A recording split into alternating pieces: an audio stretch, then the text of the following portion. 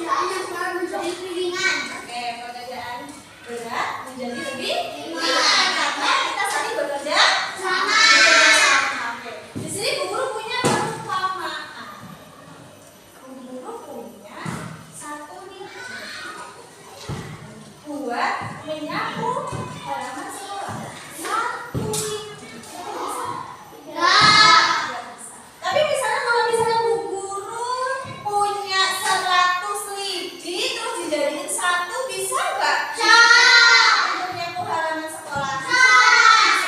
Bersih tidak? Bersihnya kerja? Berarti kalau sendirian itu tidak di kita akan mempelajari hidup bermasyarakat di lingkungan sekolah. Oke, tadi kan yang pertama kita belajar apaan? Itu artinya kerja sama. Tadi saling membantu. Pekerjaan yang berat menjadi ringan. Ya, terus yang kedua, menyebutkan contohnya. Jadi bekerja sama ini kan temanya di sekolah dan di rumah. Coba ada yang bisa menjawab kerjasama di sekolah itu seperti apa? Kerjasama biasanya kerjasama di sekolah. Ada yang tahu? Apa? Salah satunya? Apa?